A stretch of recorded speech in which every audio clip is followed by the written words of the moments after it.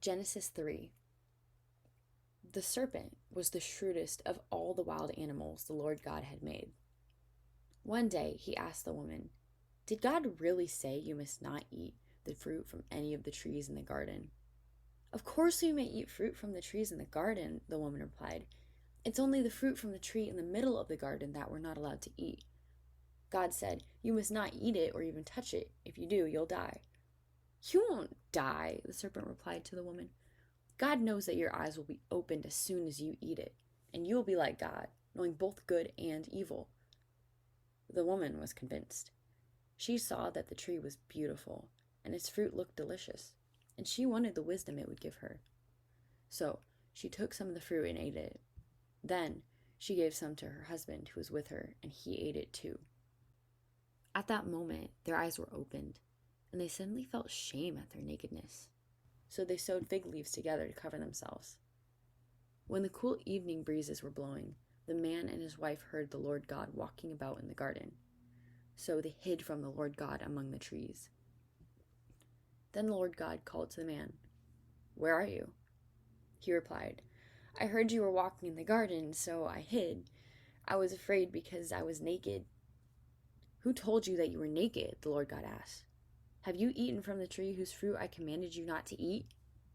The man replied, "It was the woman you gave me who gave me the fruit, and I ate it." Then the Lord God asked the woman, "What have you done?" "The serpent deceived me," she replied. "That's why I ate it." Then the Lord God said to the serpent, "Because you have done this, you are cursed more than all the animals, domestic and wild. You will crawl on your belly, groveling in the dust as long as you live. And I will cause hostility between you and the woman, and between your offspring and her offspring. He will strike your head, and you will strike his heel." Then he said to the woman, "I will sharpen the pain of your pregnancy, and in pain you will give birth. And you will desire to control your husband, but he will rule over you."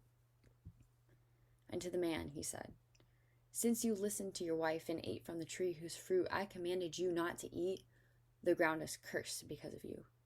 All your life you will struggle to scratch a living from it. It will grow thorns and thistles for you, though you eat of its grains. By the sweat of your brow you will have food to eat, until you return to the ground from which you were made. For you are made from dust, and to dust you will return." Then the man, Adam, named his wife Eve, because she would be the mother of all who live. And the Lord God made clothing from animal skins for Adam and his wife. Then the Lord God said, "Look, the human beings have become like us, knowing both good and evil. What if they reach out, take fruit from the tree of life, and eat it? Then they'll live forever." So the Lord God banished them from the Garden of Eden, and he sent Adam out to cultivate the ground from which he had been made. After sending them out, the Lord God stationed mighty cherubim to the east of the Garden of Eden, and he placed a flaming sword that flashed back and forth to guard the way to the tree of life.